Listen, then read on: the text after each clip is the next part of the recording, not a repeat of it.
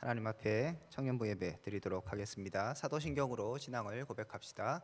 전능하사 천지를 만드신 하나님 아버지를 내가 믿사오며 그 외아들 우리 주 예수 그리스도를 믿사오니 이는 성령으로 잉태하사 동정녀 마리아에게 나시고 본디오 빌라도에게 고난을 받으사 십자가에 못 박혀 죽으시고 장사한 지 사흘 만에 죽은 자 가운데서 다시 살아나시며 하늘에 오르사 전능하신 하나님 우편에 앉아 계시다가 저리로서 산 자와 죽은 자를 심판하러 오시리라. 성령을 믿사오며 거룩한 공예와 성도가 서로 교통하는 것과 죄를 사하여 주시는 것과 몸이 다시 사는 것과 영원히 사는 것을 믿사옵나이다. 아멘. 자, 오늘 함께 볼 말씀은 마태복음 13장 31절에서 50절까지입니다. 오늘 내용이 많죠.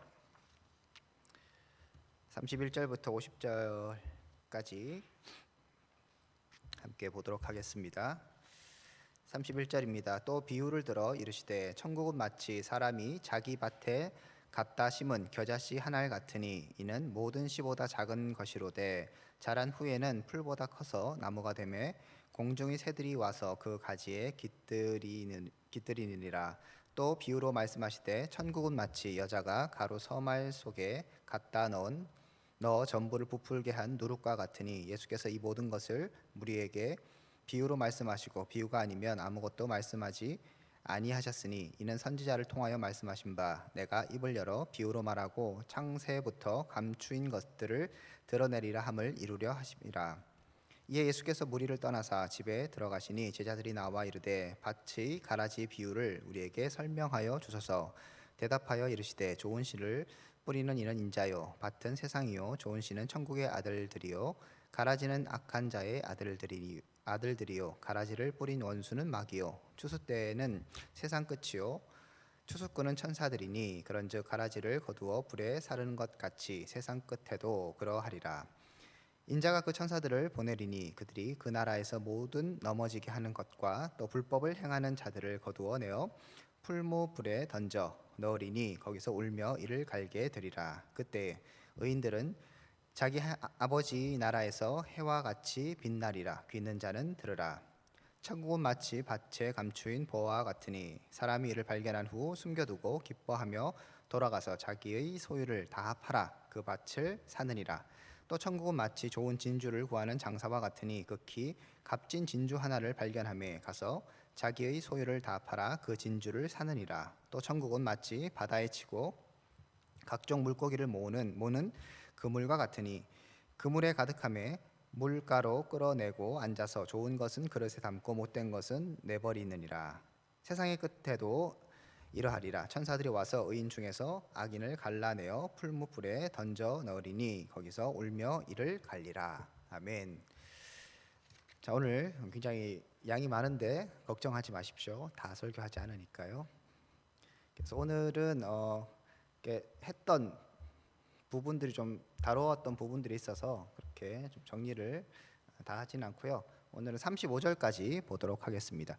36절부터 43절까지는 우리 지난번에 했던 알곡과 가라지 비유의 설명이기 때문에 이 부분은 지난주에 다루었고요. 그리고 이제 44절에서 50절 이 부분이 더 천국에 대해서 다시 말씀하시는 부분인데 이거는 제가 오후 예배 때 설교할 내용이라서 킵해놓고 그렇게 해서 진행하도록 하겠습니다. 그래서 31절부터 35절까지 우리 같이 보도록 하고요. 내용은 사실은 계속적으로 지금 다뤘던 그 내용하고 거의 일맥상통합니다. 그래서 여러분들이 앞에 내용들을 기억하시면서 따라오시면 훨씬 더 내용을 이해하는 데 쉽겠다라고 말씀드리겠습니다. 자, 예수님께서 또 천국에 대해서 얘기를 많이 하시죠. 천국이 매우 중요하기 때문입니다. 그죠? 천국의 복음이 중요하기 때문에 천국에 대해서 계속적으로 설명을 하시죠. 천국의 비밀이라고도 얘기하고 있고 또 예수님께서 사역을 시작하실 때부터 이미 하나님 나라에 대해서 천국에 대해서 선포하셨죠. 그리고 세례 요한도 마찬가지입니다. 그죠? 세례 요한도 회개를 얘기하면서 천국이 가까웠다 회개하라라고 말을 하고 있고 지난번에 말씀드렸던 것처럼 성령의 능력으로 귀신을 내어쫓는 것이면 하나님 나라가 너에게 임하였다 이렇게 예수님께서 말씀하셨습니다. 그래서 결국 이 천국의 중요한 사실, 천국이 어떤 것인가를 하나님의 백성들은 반드시 이해해야 한다. 그래서 사실은 비슷한 비유들이 계속적으로 등장하는 거예요. 약간의 강조점만 좀 다르게 하면서 이런 얘기 저런 얘기 계속하면서 천국은 이런 것이다, 이런 것이다, 하나님의 나라는 이런 것이다. 다시 말하면 너희들이 속한 나라는 이런 특징을 갖고 있다. 여러분도 그렇잖아요.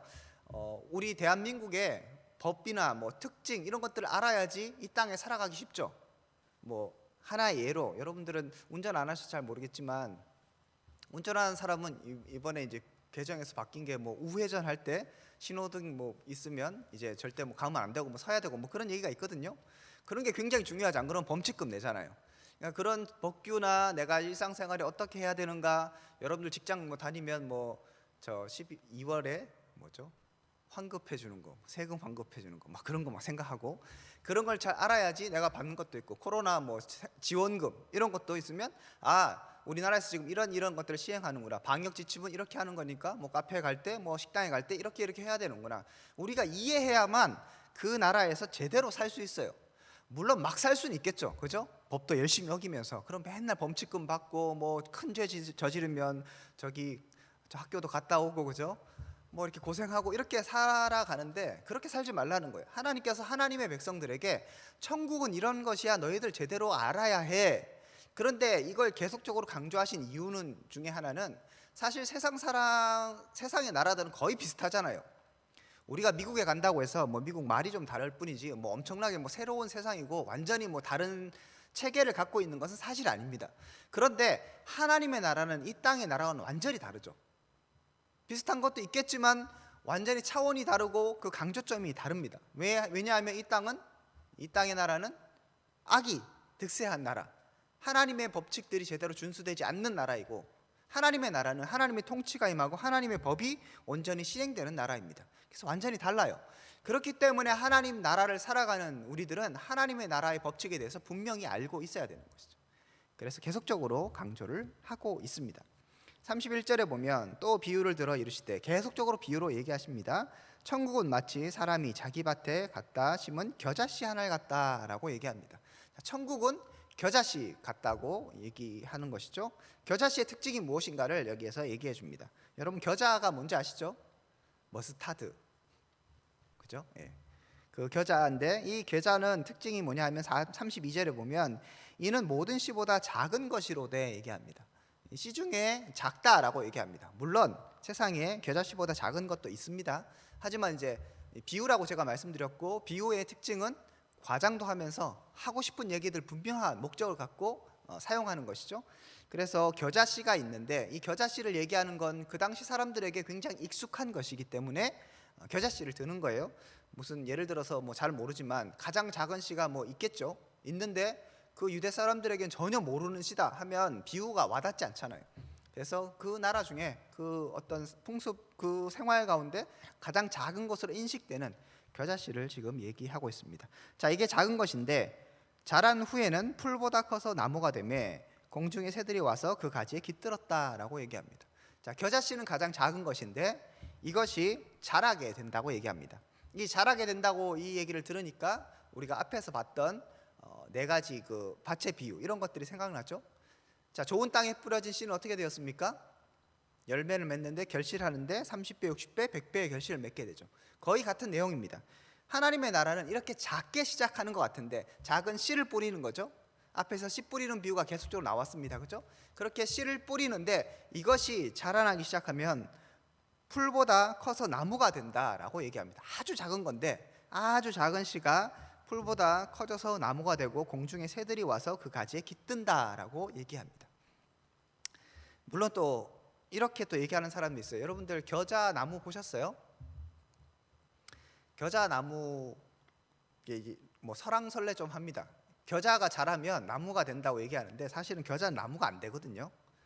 나무가 또 뭐 그 당시 유대 쪽에는 나무가 된다. 그래서 한 2m 자란다 이런 사람도 있고, 여러분들 구글로 구글링 해보시면 겨자 나무 이렇게 해보시면 이게 나무가 아니라 유채꽃 아시죠?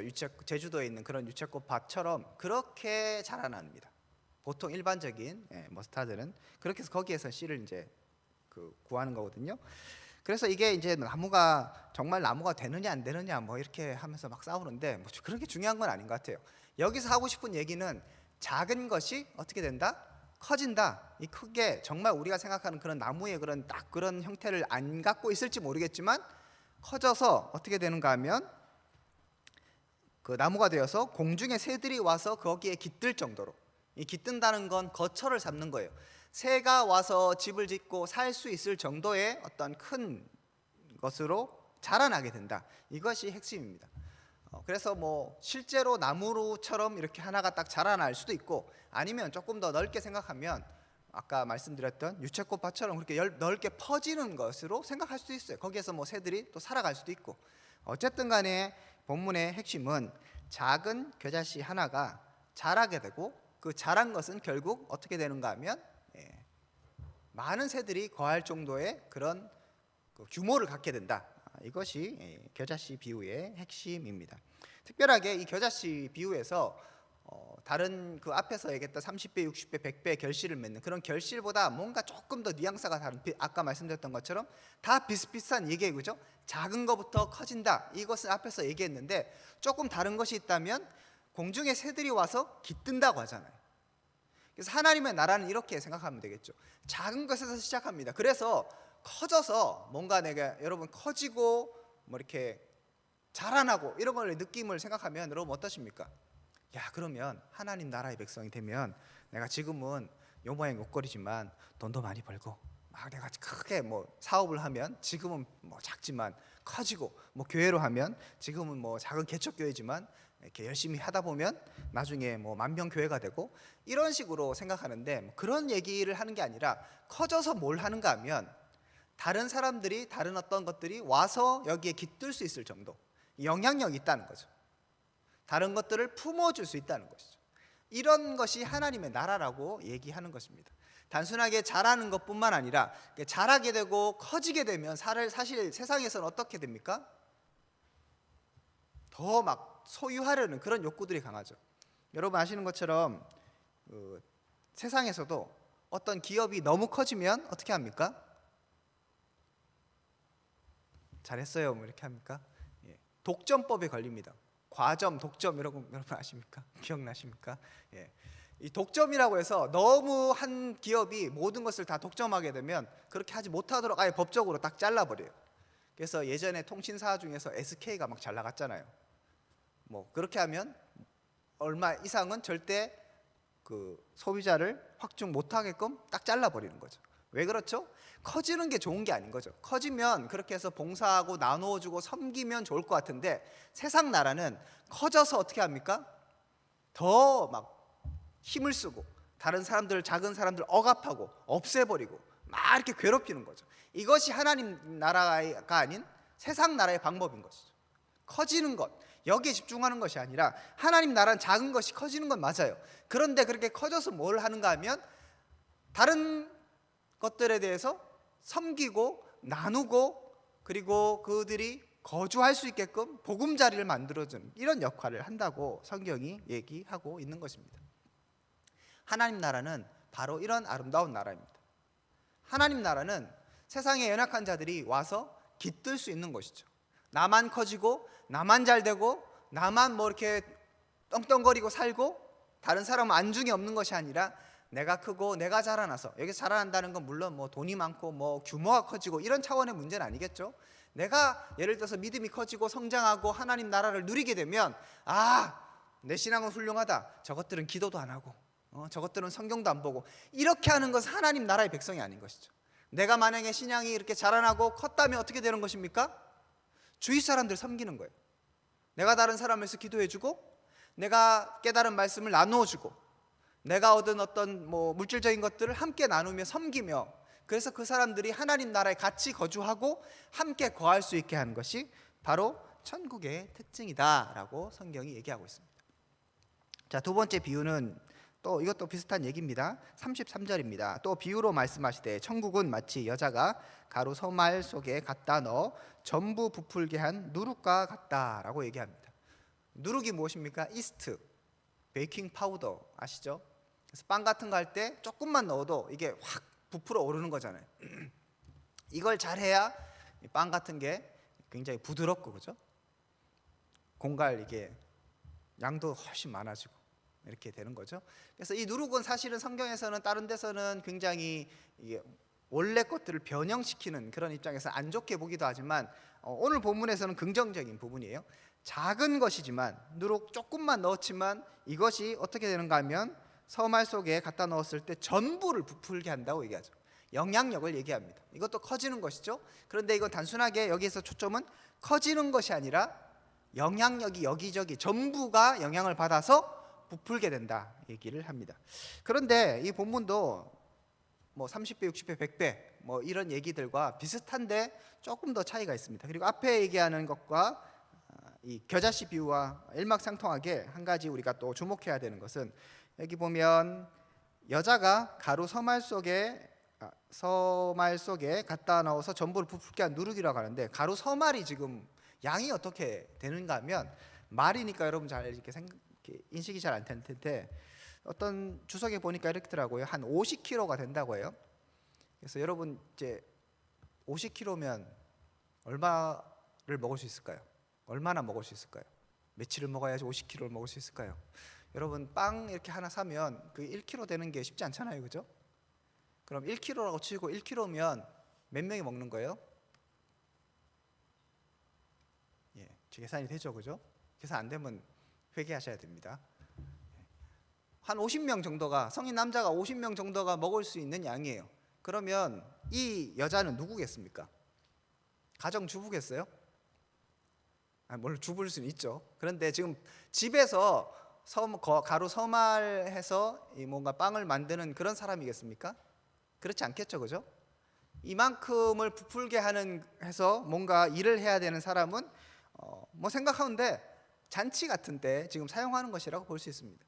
그러니까 단순하게 이게 부풀어서 많은 것들에 영향을 미친다는 것도 있는데 그 가운데 특별하게 여기서 이렇게 많은 양을 다 부풀게 이 많은 양을 도대체 어디에 쓰겠느냐?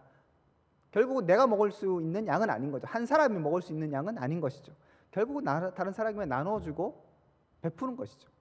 뭐 돈 받고 팔 수도 있고 하지만 여러 사람을 위해서 살 수 있는 그런 양이고 그것을 부풀어 오르게 하는 것이 바로 누룩이라는 것이고 천국이 바로 이렇게 역할을 한다. 천국의 특징은 이것이다라고 얘기합니다.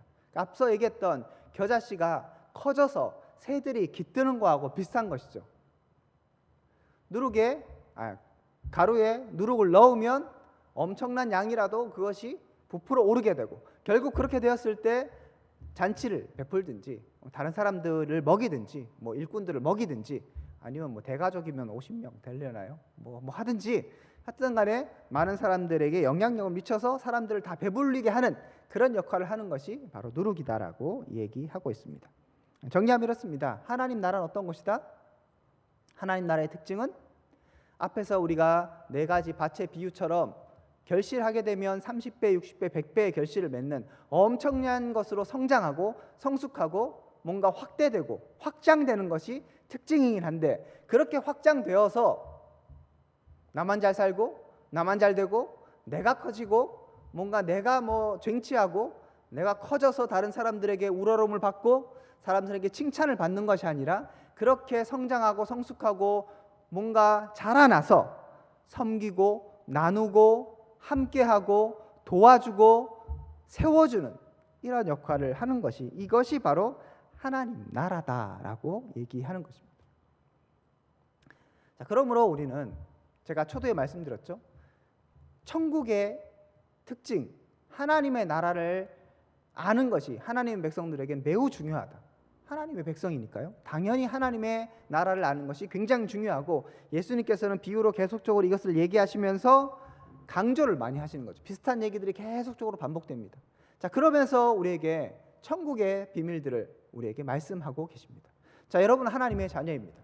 여러분 하나님의 나라를 누릴 사람들이고 누려야 하는 사람들이고 하나님의 나라를 확장하는 데 사용되는 사람들입니다. 그렇기에 하나님의 나라의 특징을 알아야 합니다. 하나님 나라의 특징은 작은 것에서 시작하지만 그래서 사람들이 볼 때는 별거 아닌 것 같고 아무것도 아닌 것 같고 무시하고 그냥 넘어가지만 하지만 그것이 열매를 맺기 시작하면 풍성하게 되는 것이죠. 그리고 모든 것으로 확장되는 것이죠. 자라나게 됩니다. 하지만 거기서 멈춰서는 안 됩니다. 자라나고 그리고 확장되는 이유는 무엇입니까? 그래서 나의 이름을 내고 내가 잘 되는 것이 아니라 하나님을 드러내고 다른 사람들 섬기고 다른 사람들에게 하나님의 사랑을 나눠주는 그 일들을 누가 해야 하는 것입니까? 바로 우리가 해야 되는 것이죠. 섬기고 나누고 세우고. 이것이 하나님 나라를 닮은 교회의 모습이어야 합니다. 그리고 우리 청년부의 모습이어야 하는 것입니다. 요즘에 여러분들이 열심히 남아서 교제하고 이런 것들이 굉장히 좋아요. 참 보기 좋고 언제까지 또 할 수 있을지 잘 모르겠지만, 그리고 상황이 좀 잘 받쳐주면 좋은데 코로나 때문에 뭐 이렇게 잘 안 되고 좀 삐걱삐걱하긴 합니다. 이런 것들을 생각해 볼 때 작은 것 같습니다. 아무것도 아닌 것 같지만 이런 것들이 커질 수 있고요. 그것을 통해서 많은 일들이 일어날 수 있습니다. 그게 그래서 사람들이 더 많이 오고 이런 거 차원이 아니라 우리가 교제하면서 한 사람 한 사람을 더 알아갈 수 있고요. 하나님의 공동체가 이렇게 서가는 것인가를 경험할 수도 있어요. 그러면 그렇게 자라나서 무엇을 할 것입니까? 야, 재밌다. 와, 즐겁다. 나만 즐겁고 나만 기쁘고 이것이 아니라 결국 우리가 그렇게 성숙하고 성장하고 자라나게 될 때 결국 우리의 모임은, 우리의 청년부는 어떻게 해야 되는 것입니까? 믿음이 연약한 자, 아직 하나님을 잘 모르는 사람, 그런 사람들에게 영향을 미치고 섬기고 나누고 그들을 회복시키는 데까지 자라나야 하는 것이죠. 하나님 나라는 그렇게 될 것입니다. 여러분들이 그것을 꿈꾸셨으면 좋겠어요. 내가 그런 일을 한다고? 내가? 우리 청년부가 지금 존재 자체가 지금 유무가 이렇게 불투명한데? 이런 생각을 하십니까? 아니요. 하나님 나라는 작아 보이지만, 별 것 없어 보이지만 하나님 나라는 자라나고 있는 것입니다. 눈에 잘 보이지 않는 겨자씨가 심겨졌을 때 어느 날 갑자기 싹이 자라나고 싹이 나는구나 그렇게 했는데 그것이 커서 나무가 되는 것처럼요. 그렇게 성장하게 될 것입니다. 그러므로 우리가 기대하고 소망할 수 있길 바랍니다. 인내하며 기다릴 수 있길 바랍니다. 그리고 우리 공동체가 우리 공동체 자체로만 만족하고 기뻐하는 것이 아니라 더 나아가 세상을 섬기고 그리고 연약한 사람들을 세우는 공동체 될 수 있기를 원합니다. 그러면 이 땅 가운데 이곳에 하나님 나라가 임하는 것이죠. 이곳에 하나님의 영광이 드러나게 되는 것입니다. 우리가 그런 통로 될 수 있기를 소망합니다. 자, 예수님께서 이렇게 비유를 얘기하시면서 34절 또 앞에서 했던 비슷한 얘기를 하시죠. 예수께서 이 모든 것을 무리에게 비유로 말씀하시고 비유가 아니면 아무것도 말씀하지 아니하셨다라고 얘기합니다. 예수님께서 계속 비유로 얘기하신다고 말씀하셨어요. 그 앞에서 제가 2주 전인가요? 말씀드렸죠. 예수님께서 비유로 얘기하신 이유가 있다. 이것은 감추는 것이고 하나님의 백성들에게는 드러내는 그런 역할을 한다라고 말씀드렸습니다. 이걸 막 설명하면 굉장히 복잡하거든요. 사실 이제 마태복음을 보면 약간 뉘앙스는 그렇게 또 안 돼 있어요. 약간 드러내는 그런 느낌인데 또 누가복음을 보면 감추인 느낌이고 그래서 학자들이 이거는 그럼 어떻게 해석해야 되느냐 얘기가 많거든요. 그래서 제가 지난번에 설명은 안 드렸는데 쉽게 생각하면 감추인 것과 드러내는 것, 그래서 비유를 사용하시는 것입니다. 35절에 보면 이는 선지자를 통하여서 말씀하신 바 내가 입을 열어 비유로 말하고 창세부터 감추인 것들을 드러내리라 함을 이루려 하십니다. 여기서 보면 비유로 얘기하는 게 창세로부터 감추인 것을 드러낸다고 얘기하죠. 그럼 여기서는 초점이 드러내는 거예요. 비유를 통해서 뭔가 쉽게 얘기하고 못 알아듣는 사람들에게 알려주는 그런 비유 역할이 있다고 얘기합니다. 그리고 앞에서 보면 이것을 무리에게 비유로 말씀하시고 비유가 아니면 얘기 안 한다고 했어요. 제자들에게 이 얘기를 했다고 얘기하면 우리가 얘기했던 감추는 것과 드러내는 것이 좀 같지만 그렇게 이해할 수 있지만 이렇게 보면 뉘앙스가 이건 도대체 무슨 얘기지? 라고 생각하실 수 있습니다. 어쨌든 정리하면 이렇습니다. 거두절미하고 예수님께서는 계속적으로 비유로 얘기하십니다. 그래서 결국 하나님의 나라의 백성들이 하나님 나라를 알 수 있게 하는 거죠. 감추인 것을 드러내십니다. 왜요? 이 감추인 것을 드러내야 하나님의 백성들이 하나님의 나라에 대해서 이해를 하게 되는 것이죠. 그래서 하나님 나라를 살아갈 수 있게 되는 것입니다. 예수님께서 일들을 계속적으로 하고 계십니다. 1절에 말씀드렸던 것처럼 여러분께도 비유를 통해서 하나님께서 말씀하시면서 이 비유를 통해서 하나님의 나라가 계속적으로 드러나고 있는 것이죠. 이것은 감추어져 있었습니다. 우리 지난번에 봤던 것처럼 예전에 의인들과 선지자들이 보고 싶었지만 보지 못했던, 깨닫고 싶어 했지만 깨닫지 못했던 그 비밀들이 우리에게 드러나고 있는 것입니다.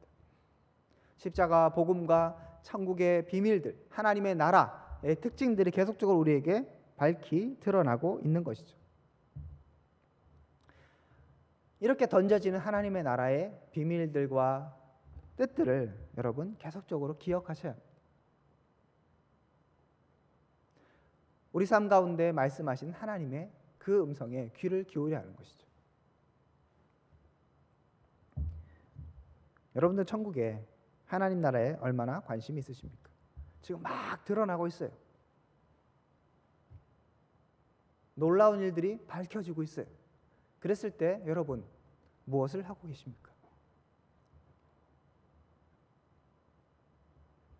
뭐 예를 들어서 자 이렇게 하면 뭐 1억을 벌 수 있습니다. 뭐 진짜로 뭐 그렇게 해서 비밀들이 막 밝혀져 있다고 생각해 보십시오. 막 드러나고 있다고 생각해 보십시오. 여러분 가만히 있겠습니까?